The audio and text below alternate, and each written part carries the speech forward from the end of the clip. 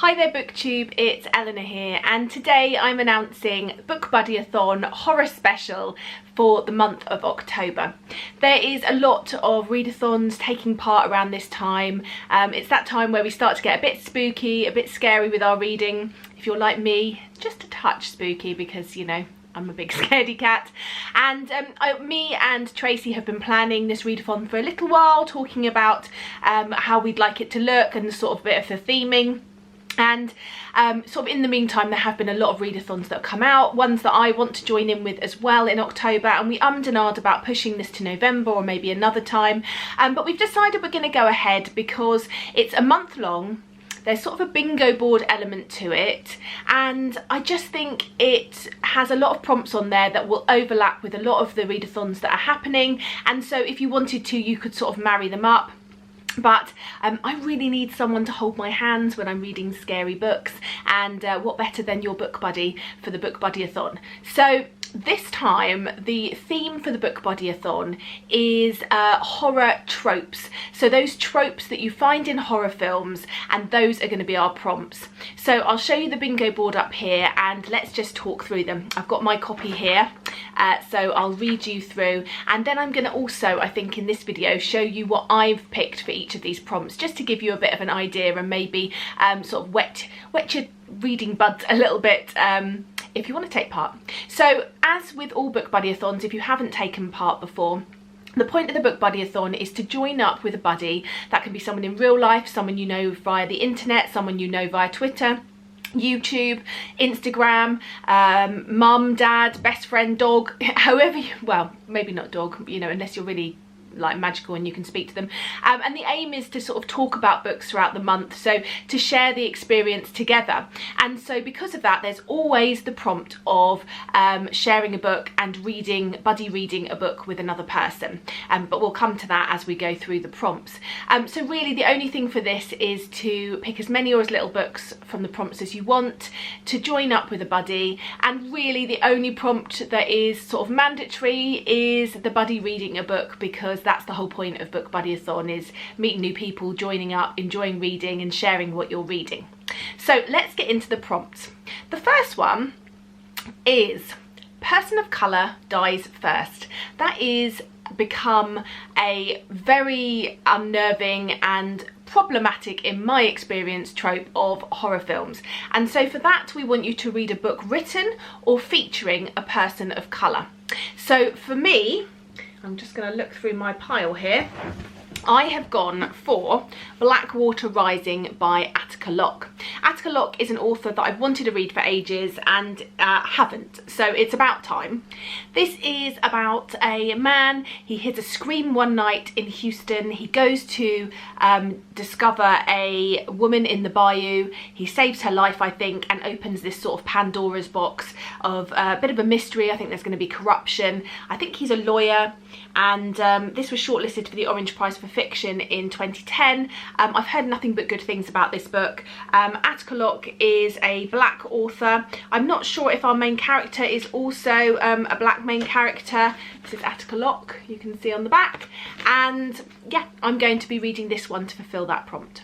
The next prompt is don't go back in the house. How many times have we watched a video, a horror film, and just gone, why are you going back in the house? And why are you going upstairs? You know, why are you going somewhere where you are enclosed and trapped? And it just, you know it when you see it, and you just think, no!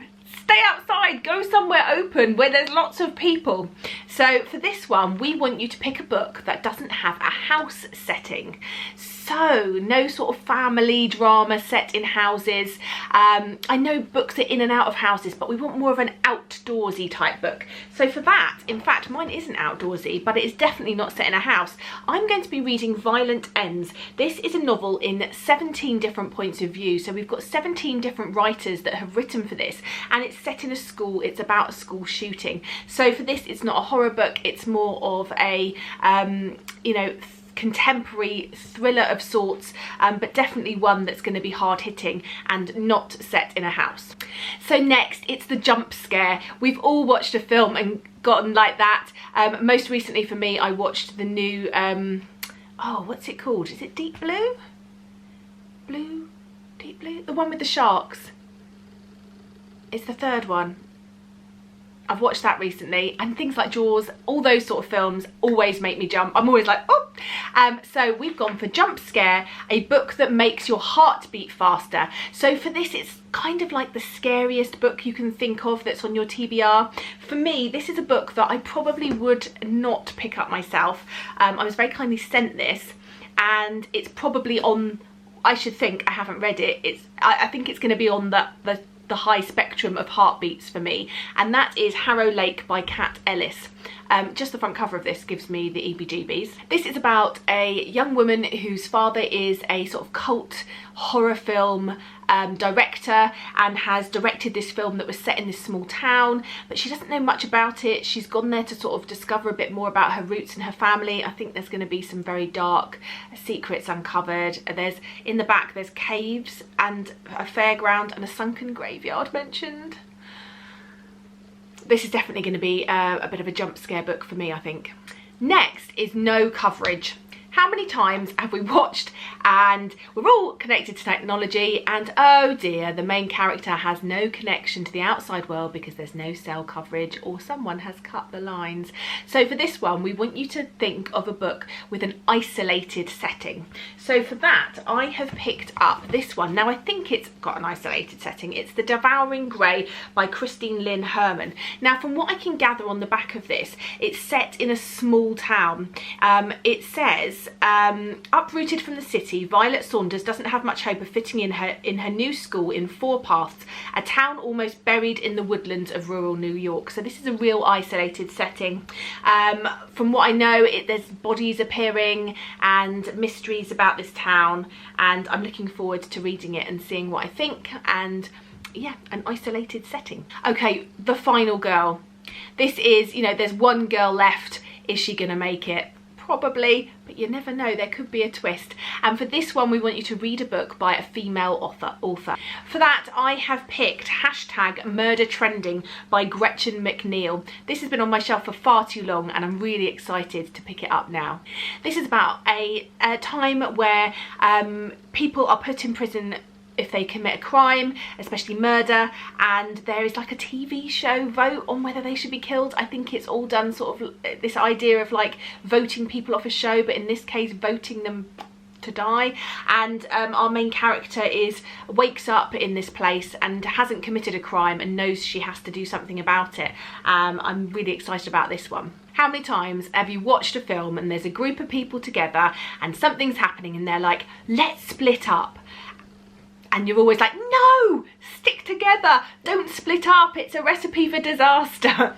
For this one, we want you to pick 3 books that you're interested in reading, show them to your buddy, and ask them to pick the one for you to read. Me and Tracy have already done this. We did this on one of our weekly FaceTime calls, and she picked for me Good Girl, Bad Blood by Holly Jackson, which I'm very excited about. I read A Good Girl's Guide to Murder by Holly Jackson. I thought it was brilliant. I believe it was 5 stars for me. And this is sort of the next book in the series. So although sort of the events of the first book are wrapped up, our main character Pip has got a true crime podcast about the murder case that she's solved. But then there's something that happens and she has to start investigating something, and I just love the main character in this. I really loved the way the story was written. I thought it was really clever. I liked the sort of little dabbles in text messages and multimedia. There was just enough to keep you titillated and interested, but not too much where it drew away from the story. Bad English, sorry. And yeah, so I'm really looking forward to this one. Vengeful Spirit. That is another one of the tropes that you see in horror films, and for that we're going for a revenge plot, and I am going to go for this book. It's called This Lie Will Kill You, and it's by Chelsea Pitcher. This, from what I can gather, is about a party a year previous where someone has died, and the 5 survivors have been invited somewhere, to compete in a contest for $50,000, and I think maybe they're all going to start die one by one. This is quite a tropey idea in books, in fact, this idea of being invited somewhere for a contest, being locked up there and having to try and escape, and I'm really excited about this and a bit nervous, but a revenge plot nonetheless. Okay, the abandoned house. We always see the abandoned house in horror films, and for that we want you to pick a standalone book. I'm going for this one, Suicide Notes from Beautiful Girls by Lynn Weingarten. It's been on my shelf for quite a while, it's about time I get to it, and as far as I know it's a standalone. This is about two best friends who've shared everything together, and one day one of them dies, or the other believes that she was murdered, and starts to try and unravel what has happened. The two have many secrets and things between the two of them, but they didn't think they had any secrets from each other. But maybe our main character that's investigating her friend's death is going to discover that there's some things about her friend she didn't know. Sounds brilliant, and as far as I know, yeah, a standalone. Okay, Death by Sex. So this is a trope you see in horror films where the couple are having sex and one of them dies or is killed, and for this we want you to read a dark romance. So I didn't really know how dark to go for this. I've not gone too dark, I don't think. I've gone more taboo than dark, and I have gone for Misconduct by Penelope Douglas. I love Penelope Douglas, and most of her books hit the mark for me. This one hasn't arrived yet, so I'll show you a photo of the cover, but this one is about a teacher who has a relationship with a student's parents, so the father of one of her students, I believe, and I'm intrigued to see where this one goes. Penelope Douglas always, you know, hits on that sort of taboo barrier, so I think that's going to be a dark romance. Okay, Are They Dead Yet? How many times have you watched the bad guy get up, keep walking again, even though he's had his head smashed in? Over and over again, we're asking, are they dead yet? And for that, we want you to pick a book that's over 400 pages. I am finally going to read this book because I've been a bit scared, but everyone says it's good, and I'm going to pick up Karen Slaughter's The Good Daughter.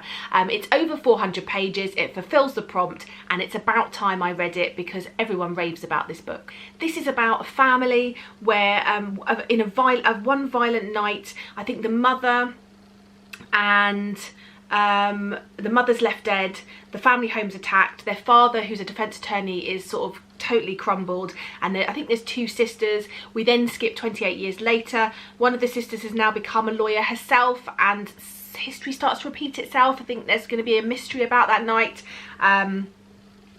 This one is going to be a winner. I can feel it. I can feel it in my bones. Okay, the next prompt is The Mirror Scare. That's where you look in a mirror, there's someone behind them, or something flips into vision, or what looks back at you isn't you, and the mirror scare, that is always a really good trope in horror films. And for that, we want you to buddy read a book, because you're mirroring with your friend, you're going to chat to your friend, and so me and Tracy have decided we're going to read The Southern Book Club's Guide to Slaying Vampires by Grady Hendrix. This has been on everyone's list for a while. It seems like the right time to read it. I think it's got a bit of a comical element to it, as well as being a bit vampire-y, I think. I think there's sort of a vampire element, there's a book club involved. I think there's a quite dark humour, which I think is quite trademark Grady Hendrix, although I think this will be my first Grady Hendrix I'm reading, so I can't really you know, attest to that myself, but I'm looking forward to reading this one. And then the final prompt is found footage. There's always footage found where it sort of unravels or reveals something, or at the beginning they find the footage which leads them to all go down this mysterious sort of thing in the first place. And for that, we want your buddy to pick something from your TBR or from your wish list. So you don't have to be buying each other gifts for this. You can just show them a big photo of all of your TBR books, and they just pick one from that. Myself and Tracy are going to pick off each other's wish list a book that we think, and in fact we've already done that. And I haven't got the book yet, but funnily enough, we picked each other the same book. So we are actually, I think we're reading quite a few of the same books over this month. So it'll be really nice because we'll have lots to chat about. But we've picked a book which actually was on Tracy's wish list. And I looked at it and I thought, I'm going to get her that one. And then I was like, I really want that one. She was like, right, well, I'm going to get you that one. So it's called Thrasher, and I think it's by Michael Cole, and it is a shark book. I love and I'm fascinated by sharks. I hold them in the highest regard, but I am petrified of them. It's unrealistic because more people get killed by, you know, buses and coconuts, but I am just very, very scared of sharks. And I find shark films probably, well, actually the shark films I can watch, but I find very scary, but they're probably the limit of where I can go. I can't watch horror films, but I really like a good shark film.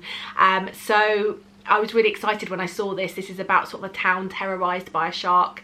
I think Michael Cole's got a reputation for writing books about the sea and the deep and scary things and sharks, and I'm very, very excited to be reading this one, and a little bit nervous but quite excited. And I think alongside all of this, in October, myself and Tracy are going to try and also watch a few scary films together. Perhaps me and Tracy will decide a couple each, or I don't know. Do I trust her not to give me nightmares? I don't know. We'll have to discuss it. But, you know, join up with your buddy, do fun things, have a sleepover night where you talk about it via FaceTime and watch a film together. Choose a book to read together and discuss, and just enjoy. And as I say, there are so many brilliant readathons happening in October, and we did and ah about whether we wanted to do this or not, but I'm going to be doing this one, and also I'm going to be doing Artisan Geeks Fortnight Frights, I think it's called, which is like a 2-week readathon, which also has an amazing bingo board, so I recommend that you check that out if you haven't already. And I'm going to sort of incorporate some of my books into that and maybe add some other ones, so don't feel like, you know, pressure to do the whole bingo board. That is a lot of books. Maybe you just decide to do 3 in a row this way, or 4 in a row this way, or maybe you just pick a selection, or maybe you do go and try for the whole lot, but just make it what you want. But the only one mandatory prompt is to buddy read a book with your buddy, because it's a great way to meet new friends, join with old friends, and especially while we're all sort of socially distancing and having to keep away from each other more, it's a great way to sort of virtually connect with someone. So yeah, that is the Bookbuddyathon horror readathon happening for the month of October. Let me know down below if you're going to take part. Please feel free to use the comments down below to search for a buddy. People have done that before. They've, you know, called out on the comments, I'm looking for a buddy. People have made friends that way, and it's just so amazing to hear during the readathon people who have made friends that they now talk to regularly and really helped them to connect with different people. It's just been so heartwarming to hear that, you know, even if we just connect 2 people and they find a friend that they, you know, they think is going to be a lifelong book person for them, it's just really nice to hear. So it's definitely how I've made a lot of friends via BookTube, and I love to hear if you do join up with someone and the fun that you're having. So let us know in the comments down below if you're taking part. Link down below if your TBRs, wherever they may be, and yeah, let's just enjoy a bit of scariness in October. Anyway, that's it from me, and I look forward to speaking to you soon. Bye for now, BookTube.